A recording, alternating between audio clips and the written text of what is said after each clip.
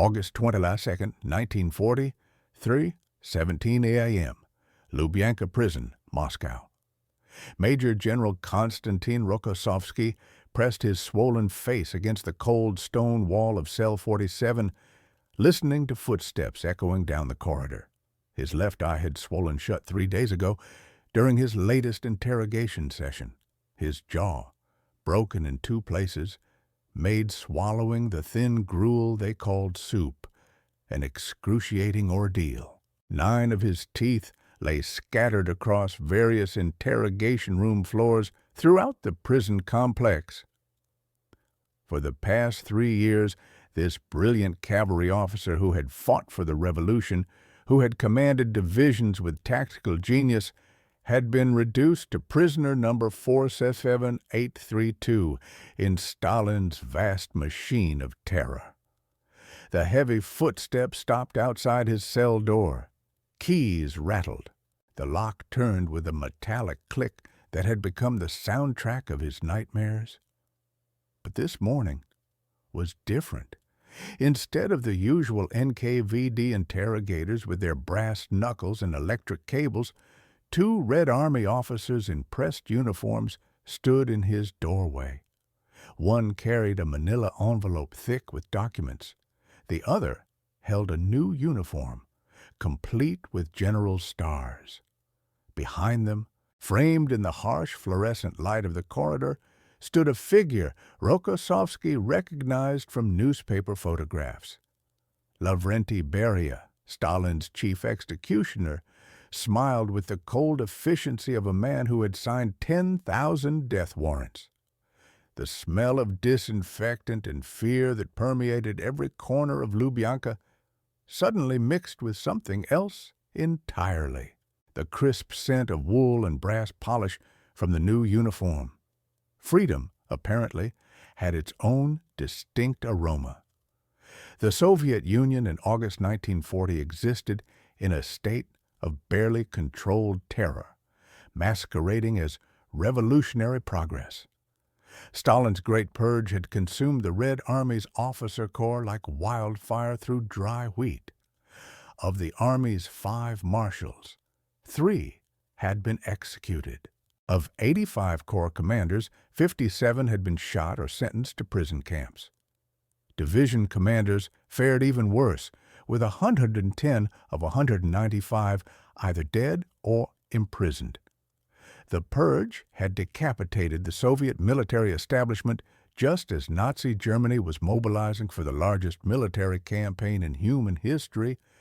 Into this chaos of paranoia and incompetence, certain names had begun circulating in whispered conversations within the Kremlin walls, officers who might, if freed from prison and properly motivated, help salvage the disaster Stalin had created with his own hands. Major General Konstantin Rokossovsky had been one of those names, spoken carefully in meetings where even the walls had ears.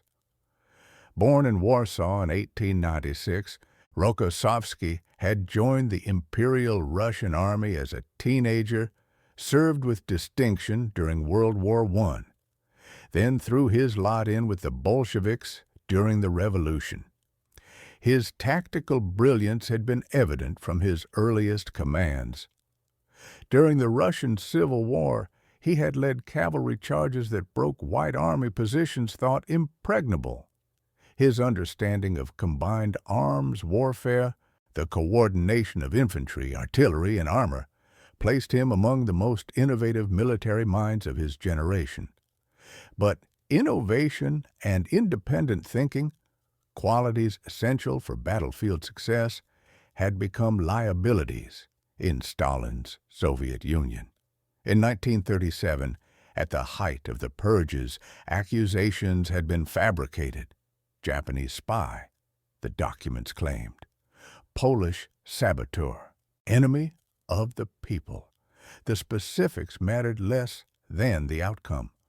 Rokossovsky had been arrested, beaten, tortured, and broken in ways designed to extract confessions that would implicate other officers in an ever-expanding web of imaginary conspiracies.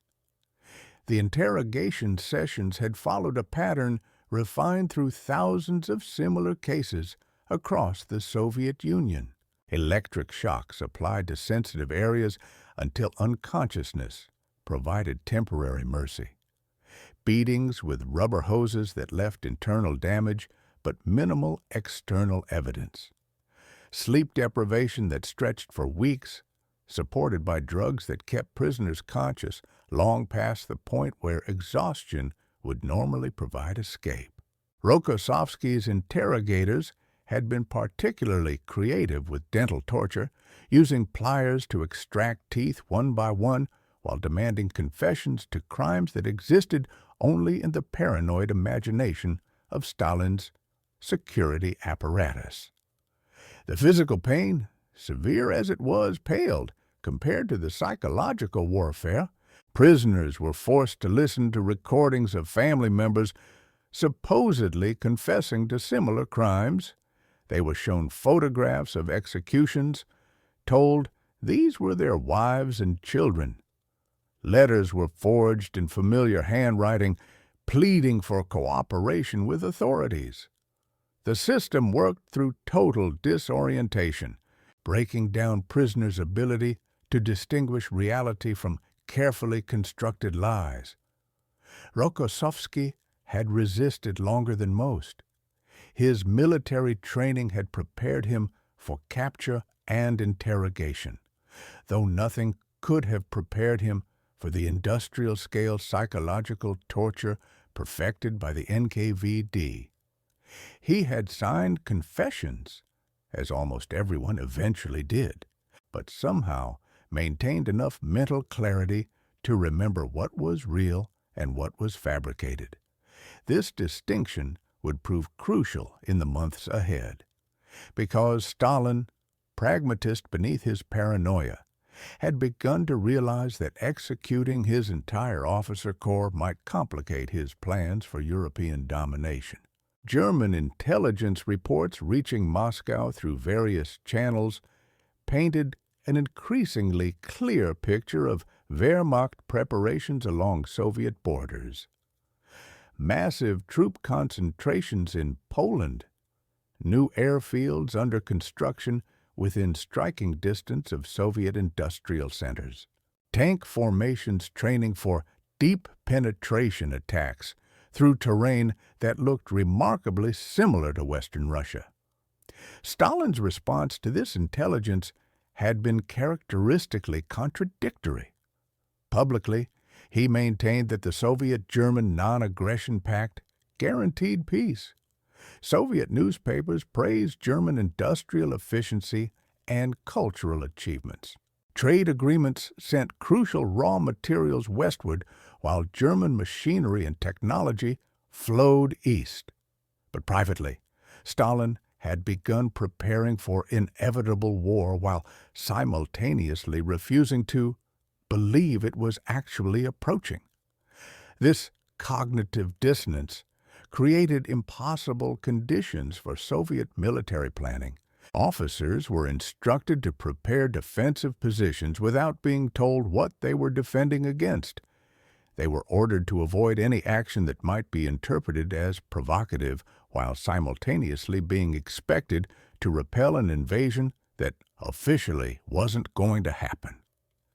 Into this atmosphere of controlled insanity, Stalin's advisors had begun suggesting that certain imprisoned officers might be useful if war actually came. Not because Stalin had suddenly developed respect for due process or human rights, but because competent generals had become a scarce resource in the Soviet military hierarchy.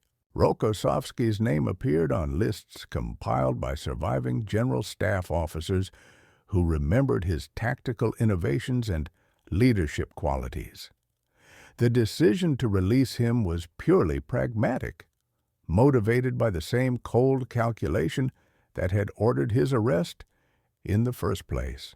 If you want to discover how a man with no teeth and a broken jaw became one of the greatest military commanders of World War II, please leave your like on this video This helps us share more forgotten stories like this one. And subscribe to the channel if you haven't already, so you don't miss the next episodes. We rescue stories like this from the archives every single day. The morning of Rokossovsky's release from Lubyanka had been carefully choreographed to send specific messages about power, forgiveness, and consequences. Beria had personally overseen the details, understanding that Stalin valued theatrical gestures that reinforced his absolute authority. The new uniform waiting for Rokossovsky was perfectly tailored, indicating that his measurements had been taken from prison records and preparations made well in advance. The general's stars were freshly polished, catching the harsh prison lighting and reflecting it back like small promises of restored authority. But most importantly, the timing of his release had been synchronized with similar releases of other imprisoned officers across the Soviet Union. This was not random mercy or individual rehabilitation. This was systematic preparation for something larger. Rokossovsky's first stop after leaving Lubyanka had been a medical facility where Soviet military doctors documented the extent of his injuries with clinical precision. Broken ribs, some improperly healed, extensive bruising across his torso and legs, psychological trauma that manifested in involuntary trembling when loud noises occurred unexpectedly. The missing teeth created speech impediments that would require dental reconstruction. His vision had been damaged during beatings, though the extent wouldn't be fully determined for several weeks. Most significantly, nerve damage in his hands made gripping objects difficult and painful. For a cavalry officer whose career had been built on precise control of horse and weapon, these injuries represented professional as well as personal devastation. Yet, the medical reports also noted something remarkable. Despite 3 years of systematic torture, Rokossovsky's cognitive functions remained intact. His memory was sharp, his analytical abilities unimpaired. Under controlled conditions, his tactical reasoning seemed as sophisticated as ever. The psychological evaluation conducted during his first week of freedom revealed the true extent of what he had endured and, more importantly, what he had preserved. Military psychiatrists, working under conditions of absolute secrecy, subjected him to tests designed to measure decision-making under pressure, leadership potential, and emotional stability. The results were extraordinary.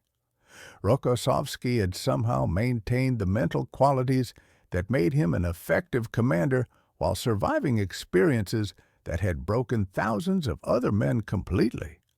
His ability to process complex tactical information remained undiminished. When presented with theoretical battlefield scenarios, his responses showed the same innovative thinking that had characterized his pre-arrest career.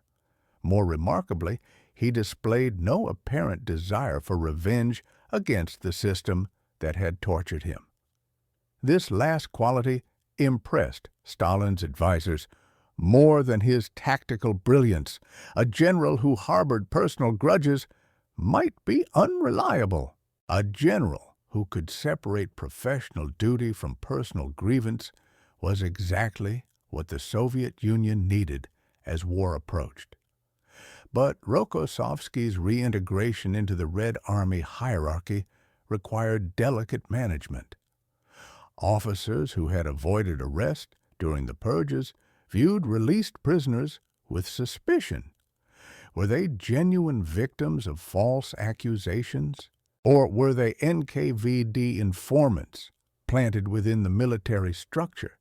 Trust, the foundation of effective military leadership, had been systematically destroyed by 3 years of denunciations, show trials, and disappearances. Rokossovsky would have to prove his loyalty not just to Stalin, but to subordinates who might suspect him of being a political commissar in general's clothing. His first combat command after release was deliberately modest, a mechanized corps positioned in defensive positions along the Soviet-Polish border. This assignment served multiple purposes for Stalin's government. It placed Rokossovsky in a position where his tactical skills could be evaluated under actual battlefield conditions, without giving him enough authority to threaten regime stability. It also positioned him exactly where German intelligence expected to find weak links in Soviet defenses. If Rokossovsky was secretly working for German intelligence, as his original accusations had claimed, his placement would either expose this treachery or confirm his loyalty through combat performance. The mechanized corps under Rokossovsky's command in early 1941 represented everything wrong with Soviet military preparation for modern warfare. Equipment shortages had left tank crews training with wooden mock-ups instead of actual armored vehicles. Artillery units practiced with shells dating from World War I, many of which had deteriorated to the point of being more dangerous to gunners than to targets. Communication equipment existed primarily on paper. Radio sets promised by Moscow never arrived, leaving units dependent on telephone lines that could be cut by the first enemy patrol that encountered them. Perhaps most critically, the political commissar system had created parallel command structures that undermined military authority at every level. Political officers, appointed directly by the Communist Party, held veto power over tactical decisions made by military commanders. These commissars, usually lacking any military training, could override generals based on political considerations that had nothing to do with battlefield realities. The system guaranteed that even the most competent commanders would be hamstrung by ideological interference at crucial moments. Do any of you have a grandfather, a father, an uncle who served and never talked about what they experienced? These stories are disappearing. Leave a comment now saying just, "My grandfather served," or "My father served." When you comment, you're not just honoring your family, you're preserving memory for future generations. Let's create a living memorial here in the comments. Rokossovsky's genius became apparent in how he navigated these impossible constraints while quietly preparing his units for the war everyone knew was coming but couldn't officially acknowledge. He began with logistics, the unglamorous foundation of military effectiveness that Stalin's planners consistently ignored in favor of dramatic gestures and propaganda victories. Working through personal relationships built during his pre-arrest career, Rokossovsky established unofficial supply networks that bypassed the incompetent central planning system. Ammunition appeared through creative requisition procedures that exploited bureaucratic confusion.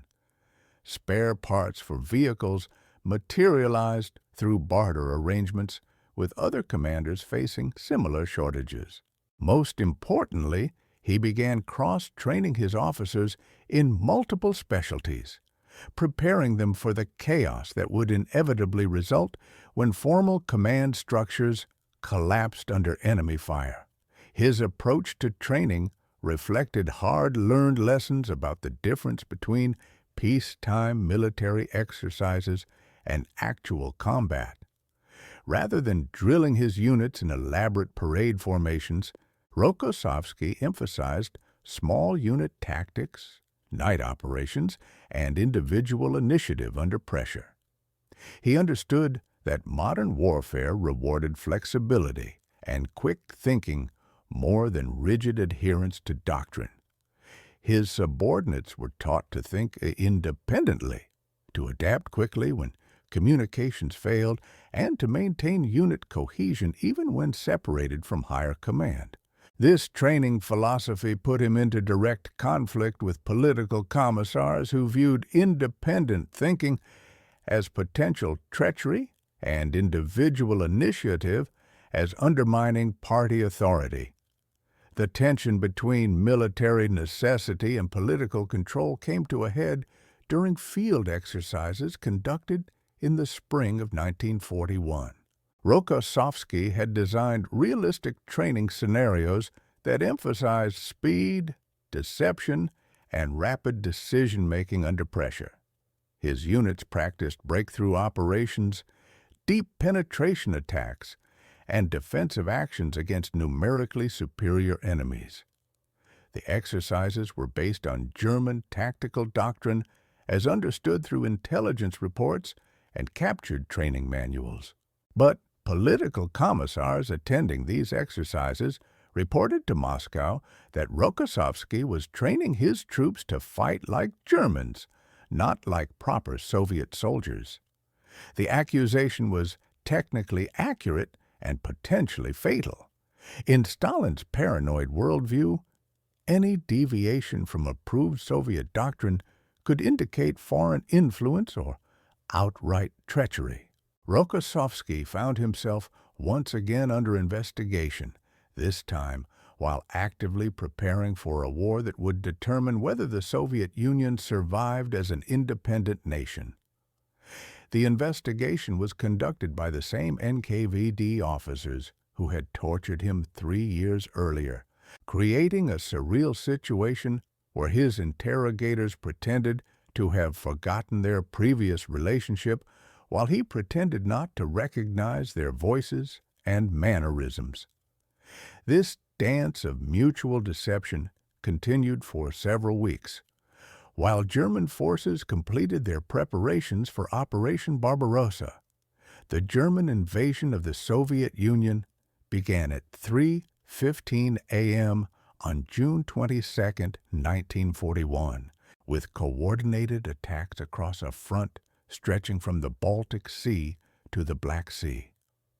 3 million German soldiers, supported by 300 tanks and 700 aircraft, smashed into Soviet defensive positions that had been deliberately weakened by Stalin's insistence that no provocative actions be taken against German forces.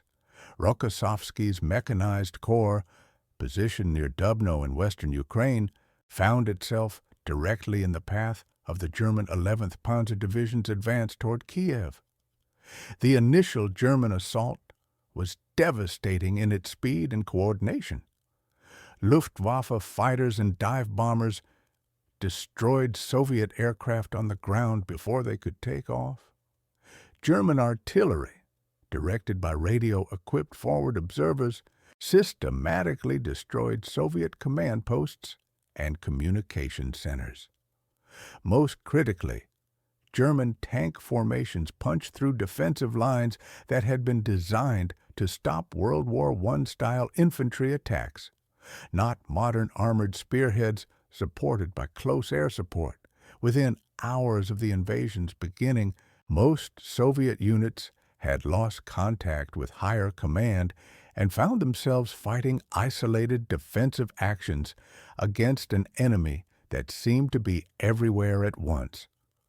Rokossovsky's response to the German onslaught demonstrated the tactical brilliance that had made him legendary before his arrest and imprisonment. While other commanders waited for orders from Moscow that never came, he immediately began implementing the flexible defensive tactics he had secretly developed during his training exercises. Rather than trying to hold fixed positions against overwhelming German superiority in firepower and mobility, Rokossovsky ordered his units to conduct fighting withdrawals that maximized German casualties while preserving Soviet combat strength. His tanks operated in small groups, attacking German flanks and supply lines, before melting back into the vast Ukrainian landscape. His infantry units set up interlocking fields of fire that channeled German advances into carefully prepared kill zones. Most importantly, he maintained radio silence and used runners and signal flags for communication, preventing German radio intercept teams from tracking his unit movements and predicting his tactical responses. This combination of tactical innovation and technological adaptation allowed his mechanized corps to maintain unit cohesion while other Soviet formations disintegrated under German pressure. The Battle of Dubno-Lutsk-Rovno, which raged for nearly 2 weeks in late June and early July 1941, became Rokossovsky's first major test as a combat commander since his release from prison. German intelligence had identified his sector as a weak point in Soviet defenses, expecting to find demoralized troops led by incompetent officers who had survived Stalin's purges through political connections rather than military ability. Instead, they encountered sophisticated defensive operations that exploited every advantage of terrain, weather, and local knowledge. Rokossovsky's anti-tank teams, equipped with obsolete 45mm guns that could barely penetrate German armor, learned to target tank tracks and vision blocks rather than attempting direct frontal attacks. His artillery, though outgunned and outnumbered, concentrated fire on German supply columns and communication centers rather than trying to engage in counter-battery duels they couldn't win.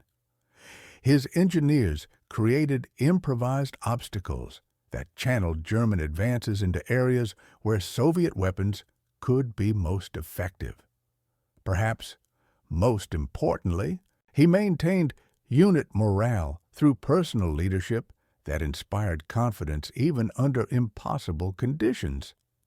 German war diaries from this period record increasing frustration with an enemy that refused to collapse despite overwhelming disadvantages in equipment and numbers. The cost of this successful defense was measured in ways that never appeared in official Soviet casualty reports. Rokossovsky's mechanized corps began the campaign with approximately 12 Howitzer men and 180 tanks. After 2 weeks of continuous combat, effective strength had dropped to fewer than 3 Howitzer men and 31 operational tanks. Ammunition shortages had forced rationing that limited each tank to 5 shells per day.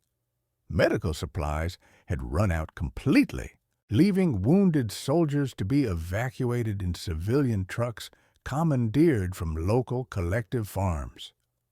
Food consisted of whatever could be foraged from abandoned villages or captured from German supply dumps during brief counterattacks. Sleep became a luxury measured in minutes rather than hours, as constant German pressure required maintaining 24-hour defensive positions. Yet somehow, unit cohesion held. Soldiers who had never seen their commander before the invasion developed fierce loyalty to a general who shared their dangers and hardships rather than directing operations from comfortable rear area bunkers. This personal bond between commander and troops would become Rokossovsky's signature throughout the war, distinguishing him from Soviet generals who led through fear and political intimidation rather than professional competence and mutual respect. Stalin's reaction to reports from the Dubno sector revealed the paranoid logic that governed Soviet wartime decision-making. Rather than recognizing Rokossovsky's tactical success, initial reports to Moscow emphasized his unauthorized withdrawal from prepared defensive positions. Political commissars, trained to view any retreat as potential treason, filed complaints about his failure to hold territory regardless of casualties. NKVD investigators were dispatched to determine whether his tactical flexibility indicated secret cooperation with German forces. These accusations gained credibility from Rokossovsky's previous imprisonment and the persistent Soviet belief that anyone who had been arrested must have been guilty of something, even if specific charges couldn't be proven. The investigation was conducted while Rokossovsky continued to command troops in active combat, creating the bizarre situation where NKVD officers interviewed soldiers between battles to determine whether their general was a traitor. Only the intervention of General Georgy Zhukov, who had observed Rokossovsky's tactical innovations during pre-war exercises, prevented his immediate arrest and execution. Zhukov's report to Stalin emphasized Rokossovsky's success in inflicting disproportionate casualties on German forces while preserving Soviet combat strength for future operations. More importantly, Zhukov argued that arresting successful commanders during the middle of an invasion might send counterproductive signals to other officers who were already struggling with impossible tactical situations. By September 1941, the strategic situation on the Eastern Front had clarified into patterns that would define the next 3 years of warfare. German forces had achieved spectacular tactical successes, capturing vast territories and hundreds of thousands of prisoners, but they had failed to achieve the quick knockout victory that their strategy required. Soviet resistance, while often incompetent and wasteful, had proven more resilient than German planners had anticipated. Units like Rokossovsky's mechanized corps, though reduced to skeleton strength, had demonstrated that properly led Soviet forces could impose significant costs on German advances. This recognition led to Rokossovsky's promotion to command of the 16th Army, positioned in the desperate defense of Moscow that began in October 1941. His new command reflected Stalin's grudging acknowledgment that military competence might be more important than political reliability when the survival of the Soviet state hung in the balance. The 16th Army occupied defensive positions along the Volokholamsk Highway, one of the main approaches to Moscow from the west. German intelligence had identified this route as critical to their offensive plans, concentrating strong armored and motorized formations for what they hoped would be the final push toward the Soviet capital. The defense of Moscow in November and December 1941 tested every lesson Rokossovsky had learned about leadership, tactics, and survival under extreme conditions. German forces approaching the city were elite units that had been victorious in Poland, France, and the early stages of the Russian campaign. They possessed superior equipment, experienced leadership, and tactical doctrines that had proven successful against every enemy they had previously encountered.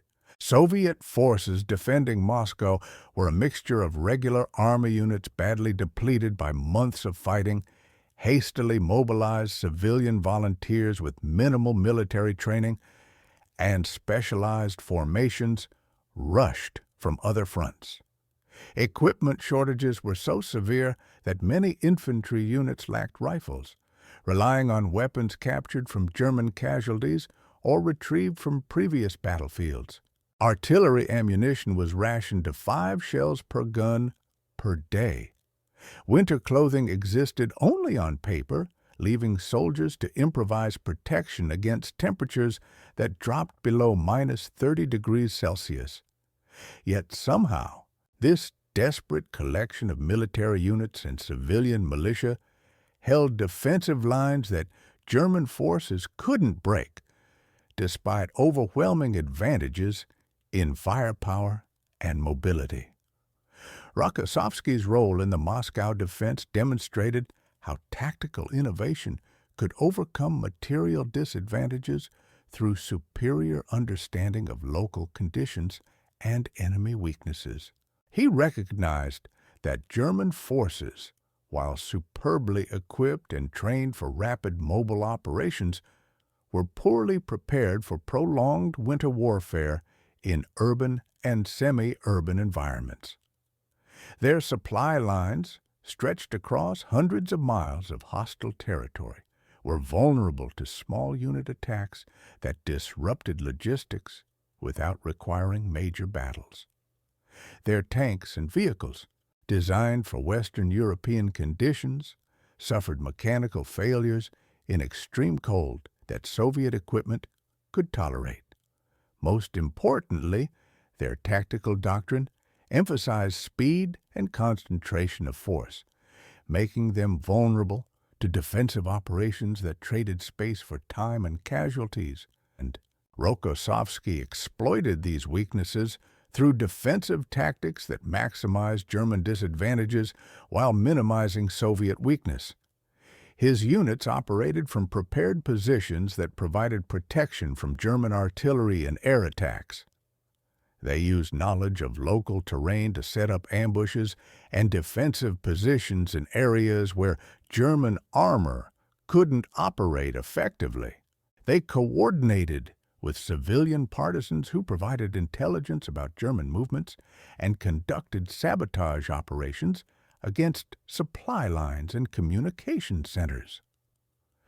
The Battle of Volokholamsk, fought throughout November 1941, became the defining moment of Rokossovsky's emergence as one of the Soviet Union's premier military commanders. German forces approaching this small city included the 4th Panzer Army, equipped with the latest German tanks and supported by experienced Luftwaffe squadrons. Their mission was straightforward: break through Soviet defensive lines and advance directly on Moscow, less than 120 kilometers to the southeast. Rokossovsky's 16th Army faced this assault with approximately 90 men, many of whom were recent conscripts with less than 6 weeks of military training. His armor consisted of fewer than 150 tanks, most of which were obsolete models that had been in storage since the mid-1930s. Artillery support was limited to guns that lacked sufficient ammunition for sustained operations. Air cover was virtually non-existent, as the Red Air Force had been decimated during the early stages of the German invasion. Yet these material disadvantages were offset by factors that German intelligence had failed to consider adequately. Soviet soldiers were fighting for their homes, families, and national survival rather than abstract political goals. They understood the local terrain intimately, having lived and worked in the region for years. They were accustomed to extreme cold and harsh conditions that German troops found debilitating. Most importantly, they were led by a commander who understood how to transform desperate circumstances into tactical advantages. Rokossovsky's defensive plan for Volokholamsk exploited the fundamental contradiction in German tactical doctrine between the need for rapid advance and the requirement for sustained combat against determined resistance. German panzer formations were designed for breakthrough operations that achieved quick decisions through superior mobility and firepower. When forced into prolonged battles against well-prepared defensive positions, these same formations became vulnerable to tactics that negated their technological advantages. Rokossovsky positioned his anti-tank guns in concealed positions that allowed them to engage German armor at close range, where even obsolete Soviet weapons could penetrate German armor. He organized his infantry into small defensive groups that could maintain resistance even after being surrounded, forcing German forces to commit infantry and artillery to eliminate pockets of resistance that tied down units needed for the main advance. His engineers created obstacles that channeled German attacks into predetermined kill zones, where concentrated Soviet firepower could inflict maximum casualties. Perhaps most importantly, he maintained communication with all his units through redundant systems that prevented German radio jamming and artillery strikes from disrupting command and control during critical moments. The German assault on Volokholamsk began on November 16, 1941, with massive artillery bombardment followed by coordinated tank and infantry attacks along a broad front. Luftwaffe dive bombers attacked Soviet defensive positions with precision that reflected months of tactical experience and detailed intelligence preparation.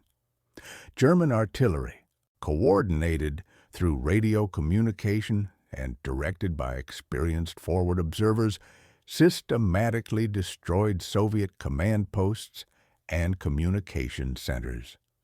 Panzer formations, supported by motorized infantry and combat engineers, punched through Soviet defensive lines at multiple points, creating gaps that threatened to collapse the entire defensive position. For the first 48 hours of the battle, German success seemed inevitable. Soviet resistance appeared to be crumbling under pressure that had broken every previous enemy Germany had encountered. But on the third day, German commanders began to notice disturbing patterns in Soviet defensive responses. Units that appeared to have been destroyed continued to fight from new positions. Supply lines came under attack from forces that intelligence had reported as eliminated. Communications intercepts revealed coordinated defensive operations that suggested much more sophisticated command and control than German estimates had anticipated. The turning point came on November 20th, when a German panzer division advancing toward what appeared to be a gap in Soviet lines discovered that they had been lured into a carefully prepared ambush. Rokossovsky had deliberately weakened his forward defensive positions, allowing German forces to penetrate to a predetermined depth, where they encountered a second line of prepared positions that had been concealed from German reconnaissance. This second line, positioned on terrain that favored defensive operations, included anti-tank guns positioned to create crossfire that trapped German armor in a killing ground with limited options for maneuver. The engagement lasted for 6 hours, during which an entire German armored regiment was effectively destroyed, while Soviet casualties remained relatively light. More importantly, the tactical success demonstrated that German forces could be defeated through careful planning and innovative tactics that exploited their operational assumptions and technological limitations. Word of this victory spread quickly through Soviet defensive positions, providing a morale boost that transformed desperate resistance into confident defense. German intelligence, meanwhile, began to reassess their previous estimates about Soviet military capability and leadership quality. If this story moved you in the same way it moved us, do us a favor. Leave your like on this video. Every like tells YouTube to show this story to more people. Subscribe to the channel and turn on notifications. We're rescuing forgotten stories from dusty archives every day. Stories about mechanics who broke rules to save lives, pilots who defied the impossible, soldiers who changed the war with courage and creativity. Real people, real heroism. Leave a comment now and tell us where you're watching from. United States, United Kingdom, Brazil, Canada, Australia, Germany, our community extends worldwide. You're not just a viewer, you're part of keeping these memories alive. Tell us your location. Tell us if someone in your family served. Just let us know you're here. Thank you for watching, and thank you for ensuring that Konstantin Rokossovsky doesn't disappear into silence. These men deserve to be remembered, and you're helping to make that possible.